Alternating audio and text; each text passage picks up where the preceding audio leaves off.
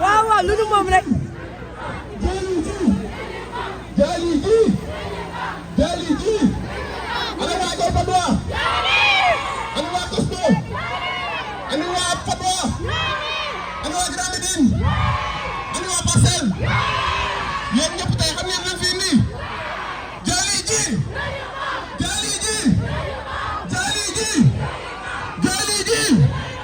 waajal leen nag ñu dugg ci tee ci nànk ci dal yéen may déglu bu leen laal dara bu leen jël xeer bu leen jël dara de manière très pacifique. dugg leen kon waa Padoa ñu ko waxee léegi aujourd'hui terrain bi ngeen gis la waa ji jël benn parti ne moo ko moom ça on va pas l'accepter, on va pas l'accepter.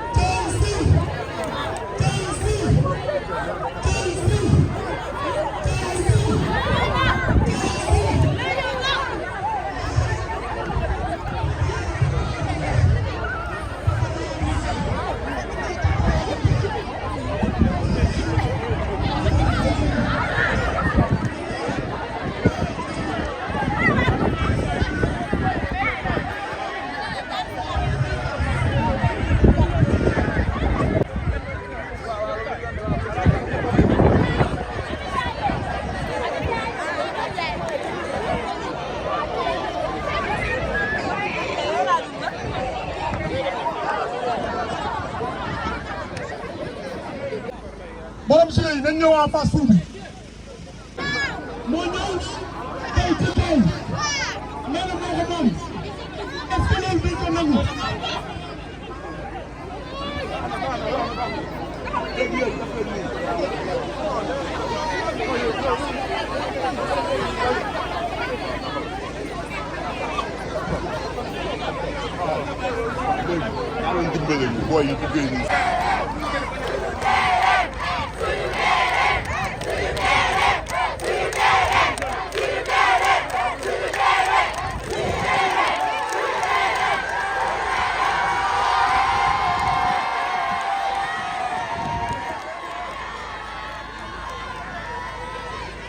Est-ce que di ngeen ko nangu est-ce que di ngeen ko nangu donc ñu ngi woo autorité yi le président de la république ñu jubalu jubanti dafa bëgg jaay terrain bi dem bàyyi ñu ak coow bi est-ce que di ngeen ko nangu jaw si jaw si jaw si jaw si jaw si jaw si.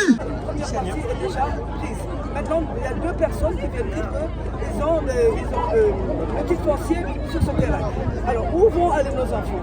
Où vont aller nos petits-enfants? C'est les pousser à être des vagabonds, parce qu'ils n'ont pas où se mettre, ils n'ont pas où se détendre. Il faudrait que ce terrain revienne à la Padoa. Ça appartient à la Padoa. Nous appelons les autorités, le Premier ministre, le Président, qu'ils viennent vraiment régler ce problème, parce que la Padoa a besoin de ce terrain.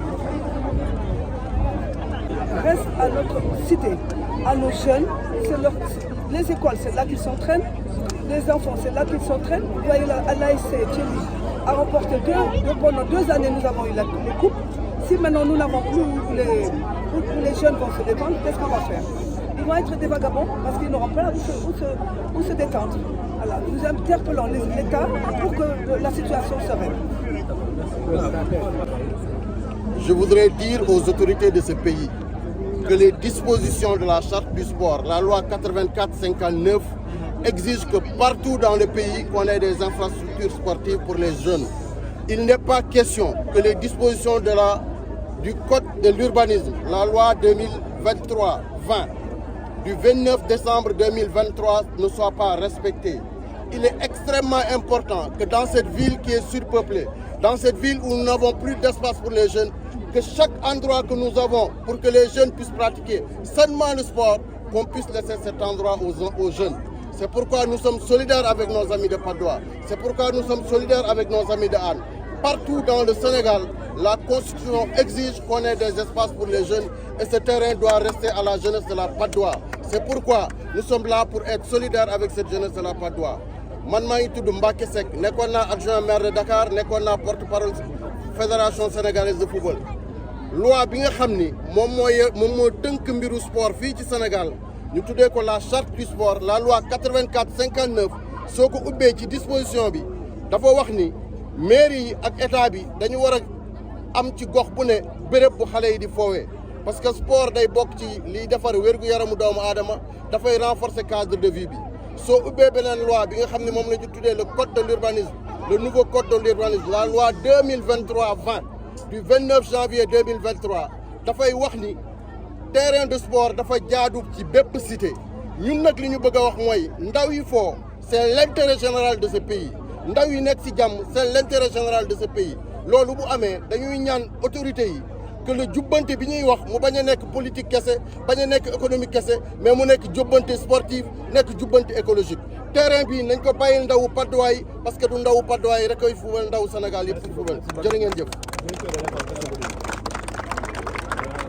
On met même en danger la vie à l'école parce que sport dafa bokk ci jàng donc ñoo ngi wax autorités yi surtout le maire de la commune de la Patte d'Oie parce que ñun maire mooy suñu représentant le maire également le sous-préfet que le pays là il est en danger.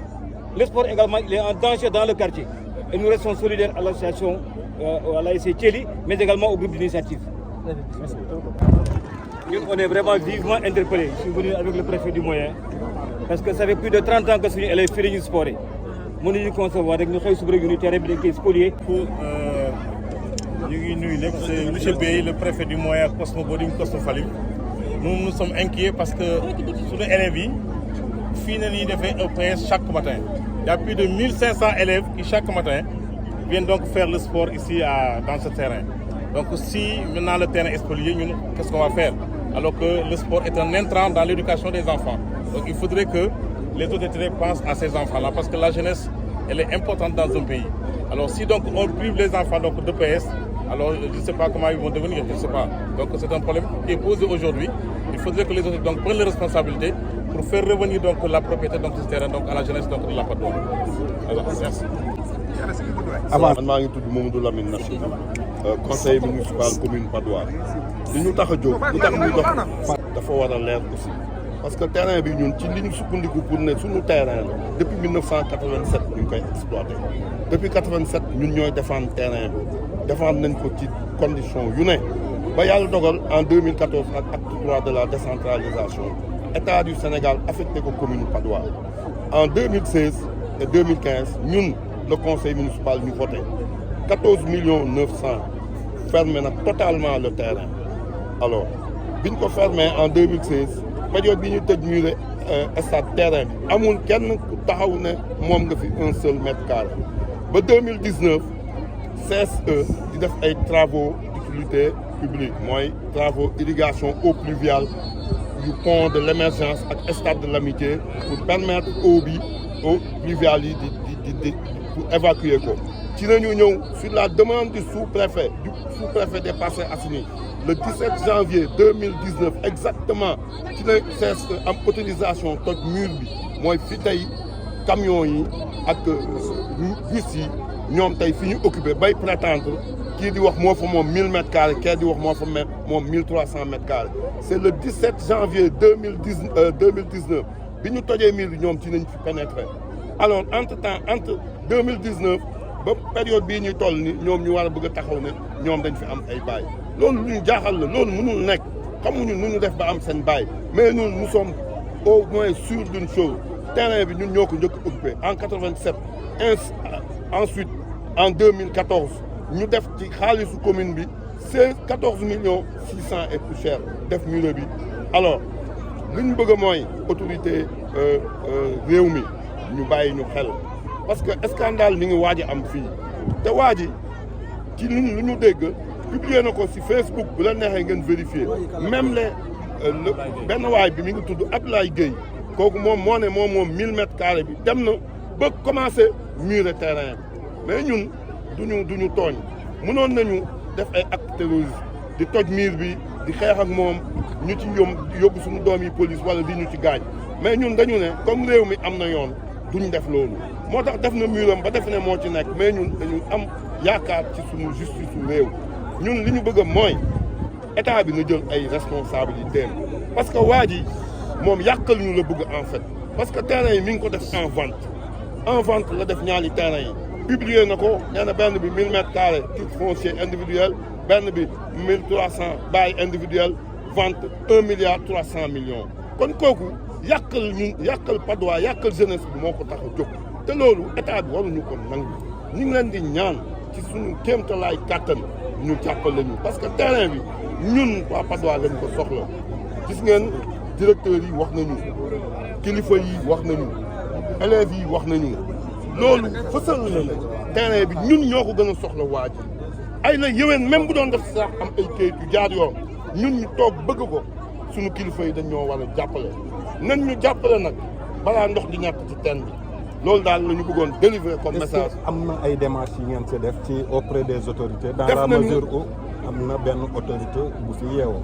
def nañu ay démarches sunu maire bi fi nekk wax dëgg yàlla mi ngi ci def ay démarches madame le ministre aussi Maimouna Dièye bi nga xam ne ñun moom yàlla moo ñu may ñu am ministre suñu koñ suñu commune yaakaar nañu ne moom li mu doon ministre war nañu gis njëriñam fii ci Patte d'Oie c'est vrai que seeti nañ ko mi ngi ñuy jàppale mais nag dañoo bëgg moom ay naataangoom yi mu nekkal ci nguur gi ñu déglu ko ndax moom nee na wax na ak ñoom mais ñoom ñoo ko tontoogul mais ñoom ngir yàlla nañ ko sagal parce que ministre la te kilifa la ci réew mi te Patte d'Oie la dëkk te moom lii neexu ko te neexul kenn kon nañ ko ci jàppale suñu autorités yi vraiment bu dee dañuy wax dëgg ñu ngi ciy def seen kéemtalaay kàttan maire beeg comme kilifa yi fi nekk yëpp waaye nag ñun xeeb nañu loolu nañu yokk waaw loolu lañ ci bëggoon wax wasalaam. merci. Patte d'Oie et plus précisément à la cité à la Malle. Donc, comme il a été bien dit par ceux qui sont déjà passés, nous faisons face encore une fois à une spoliation foncière. Donc, le problème commence tout d'abord par deux personnes qui prétendent détenir à chacun un bail au sein du terrain. La première prétend détenir 990 mètres carrés et la deuxième personne prétend détenir 1300 mètres carrés. Si on revient sur les aspects beaucoup plus techniques, on va d'abord préciser que pour obtenir un bail ici, c'est extrêmement compliqué. Parce que tout d'abord, en 1996, il y a eu une dévolution de la mairie de Dakar qui fait un transfert de gestion à la mairie de la Patte d'Oie. Donc en d'autres termes, c'est la mairie de Patte d'Oie qui gère en réalité le terrain. En 2014, la Patte d'Oie est devenue une commune et en 2019, on a eu un projet du ministère du Sport. Et ce projet-là, c'était pour permettre d'avoir un terrain à la Patte d'Oie, un complexe sportif du manière plus générale. Et au-delà de ça, en 2020, c'est là que les deux personnes ont un bail ici. Et je rappelle, pour détenir ici un bail, il y a deux possibilités. La première, c'est d'abord passer par la voie normale à la mairie. Et d'après nos recherches, ce sont les conseillers municipaux qui délivrent ce qu'on appelle aujourd'hui une délibération. Donc la source du bail pose tout d'abord un problème. Au-delà de ça aussi, le terrain fait partie du domaine privé aujourd'hui de l'État. Et pour qu'une acquisition puisse se faire, il va falloir que les maires, actuels ou anciens, ils jouent un rôle. Jusqu'à présent, aucun maire n'a dit qu'il a cédé le terrain. Donc pour la source du bail, il y a un problème. Sur le second point, nous avons des problèmes liés aux aspects socio-environnementaux. Vous voyez tous ces élèves, tous ces enfants font ici leurs activités sportives. Donc en quelque sorte, si nous perdons le terrain, ces enfants-là n'auront plus d'espace pour faire leurs activités sportives. Et ça pose un réel problème. De notre point de vue environnemental, nous voyons ici que nous parlons d'aménagement territorial, c'est-à-dire de rationaliser l'espace que nous avons, mais pas une occupation sauvage du terrain par des personnes qui n'habitent même pas à la Patte d'Oie. Et pour terminer, aujourd'hui, le gouvernement a deux projets. en 5 ans et d'autres jusqu'en 2050. Et ces deux projets prennent en considération deux aspects qui sont fondamentaux. D'abord, le capital humain. Je réitère mes propos. Si ces enfants-là n'ont plus d'espace pour faire des activités sportives, ils vont s'adonner à d'autres activités qui sont très nocives. Et ça pose un réel problème. Pour le dernier aspect, c'est-à-dire l'aménagement territorial, nous avons besoin à la Patte d'Oie d'avoir des infrastructures comme toutes les autres communes qui permettent à nos enfants de pouvoir bien travailler, de pouvoir avoir un équilibre pour le futur. Et pour le dernier point, nous avons été informés hier que les deux prétendants cherchent à liquider le terrain. Donc ils sont conscients de ce qui se passe ici. Ils sont conscients aujourd'hui de la manière dont ils se sont produits, dont ils ont acquis le terrain. De ce fait, toute personne qui hérite de ce terrain va emporter avec l'héritage les litiges qui sont afférents. Donc nous disons à ces personnes-là de ne jamais acheter un bail ici parce qu'ils vont emporter les litiges qui sont afférents au bail.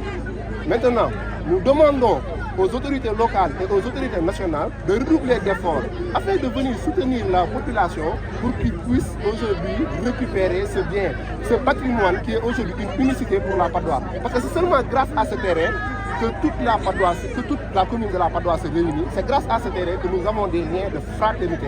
Donc nous appelons aujourd'hui les autorités locales et nationales à redoubler d'efforts, à venir soutenir la population pour la récupération de ce terrain. Je vous remercie. C'est très très légal. La première, d'abord, vous voyez que cette manifestation s'est faite de manière très légale et légitime. On a écrit au ministère, parce que c'est le ministère du Sport qui nous avait donné, fait un don pour que nous puissions avoir ici notre terrain comme toutes les autres communes du Mas. Donc nous avons écrit au ministre du Sport, nous avons écrit au préfet de Dakar, nous avons été aussi jusqu'au niveau de la DGS COS. Oui, on a écrit aussi le ministre de l'Éducation nationale. Parce que les enfants sont concernés, les écoles sont concernées. Donc c'est la raison pour laquelle aujourd'hui nous continuons à alerter, à informer ces autorités-là afin qu'ils puissent s'imprégner de ce problème. Parce que ce problème-là n'est pas un problème à négliger. La Patte d'Oie est une grande commune et la Patte d'Oie requiert, il y a beaucoup d'enfants dans la Patte d'Oie. Si nous ne respectons pas ces enfants-là, nous risquons demain de les pousser vers des substances très nocives, des substances psychotropes. Et ça, c'est dangereux pour notre vie. Donc nous exhortons, nous demandons aux autorités locales administratives de redoubler d'efforts afin de venir nous aider à récupérer notre bien. Nous remercions toute la presse qui est venue pour accompagner cette manifestation. Merci. Nous saluons la présence de Mme Davara, la présidente des Badiane Gox. Chelsea, Chelsea, Chelsea, Chelsea. Salam, mais aussi de leen gërëm ci seen taxawaay.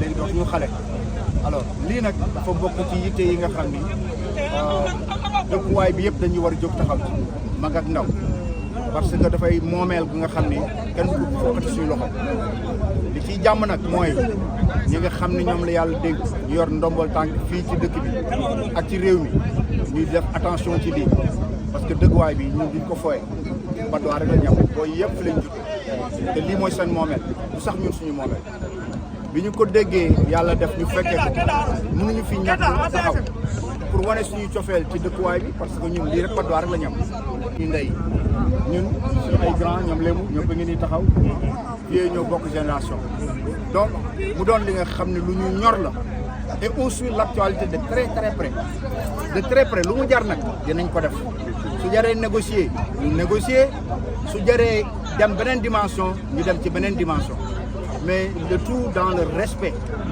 et la tradition parce que ñun ci loolu la ñu yar kenn yaruñu ci ñàkk worma kenn yaruñu ci ñàkk ci xam violence wala leneen ñi nga xam ne nag ñoo nekk ci ginnaaw lii bu yeboo kàddu yi ñu dégg ko parce que ay doxandéem sequñu ko ak ay doxandéem dañ ko seq ak ay nit njaay yu am seen moomeel di ko sàmm mobilisation bi ma fekk lu ma neex la parce que dafay won ni Patte d'Oie benn bopp la kenn mënu koo xar ñaar Pigier ba Langston dégg nga Maracagnon ba Monaco foo laaj Patte d'Oie ñëpp a màggandoo Omar gars yi pa ngi nii taxaw daal ci gàttal léegi nag leen rek laa leen di dégg xëy na ñun mënoon nañ fi war a gën a mën a taxaw suñu taxawaay gën ci fës mais jàppale ni ñi ngi seen ginnaaw bu dee lu ñu war a bind posté ko nañ ko bind yàlla dafa bind rek tey man ma représenté fi beaucoup de gens yi nga xam ne mënuñu ñëw yaa ngi dégg wax ji. foofu nag laa doon ñëw yéen ñi nga xam ne yéen a féetewoo. li ñu ci am mooy li ngeen di naqaru moom la ñu naqaru parce que ëpp doole bés bët moo fi jeex lii suñu moomeel la liñ ci taxawu mooy di leen jàppale di ko bind di ko wax man fu ngeen wootee manifestation su ma ko mënee dinaa ko def dinaa ñëw su ma ko mënulee dinaa bind wax ci ba ñëpp dégg ko te nag yàlla may nañu lu nga xam ni bu ñu waxee dina am fu mu yegg léegi li ma leen di dénk mooy fii ñuy gisewaat il faut que vous soyez mobilisés mobilisation moo koy la preuve gis ngeen la sécurité qui est autour de vous léegi nag da ngeen koy def dans la discipline et dans la stratégie mooy jàpp bañ a bàyyi gëm li ngay def nag gëm sa bopp gis nga gi lii nii alalu àdduna la fii lay yem mais nag alalu àdduna pour ñu jëriñoo ko la xale yi fi juddoo di fi foyee ba ñu jox leen fi titre foncier fii nit jóge ci àll bi bëgg fokkati mais dinañ leen won ni ñun am nañu fu ñu bokk am nañ fu ñu dëkk am nañ lu ñu gëm te manko nañu na ngeen manko maintenant je vais lancer un appel au maire xaw ma ko je ne l'ai jamais rencontré maa ngi doon am mébét mën a toog ak moom parce que lii maire bi moo war a jiitu ci combat le maire de la commune moo war a jiitu ci combat à travers le maire tout ce qui est l'administration territoriale patrimoine gouvernemental administratif ñoom ñëpp le message parce que am na xam bu fa tolloo xëy na sax tey les renseignements généraux vont amener ce rassemblement au niveau de la présidence parce que duñu toog ba mu ne këpp ne këpp seen kaw donc fi ngeen ko teg foofu la yow à ton niveau li ñu ci mën a def ñun mënuñu ko def c'est relayer l'information que tout le monde soit impliqué bu leen ci xeeb leen dugg ci kër gu ne fëgg bu ngeen soxla 100 francs ku ne joxe fii c'est un intérêt général c'est un intérêt commun donc je disais qu'au maire de la Patte d'Oie ak ku mën a doon na toog ak yéen waxtaan li war yoon moom xam na ko su ko xamulee son supérieur xam na ko terrain bi ñu bàyyi mu sedd ñu delloo ko waa Patte d'Oie xel xalaatul Patte d'Oie mooy ndey Dakar foo nekk ci àdduna boo nee Patte d'Oie ñu waaw Patte d'Oie dañ koy bëggee ñun Patte d'Oie dañ koy bëggee fi lañ màggee fi lañ yaroo moom rek la ñu am suñu ay baay ñoo ko sanc seen baay yi ak suñu ay baay ñoo ko sanc les commandants les généraux imams yeeg ñëpp ñoo sanc Patte d'Oie donc kaddu gi ñu ngi koy gàttal wax ci su baree rek day nax saay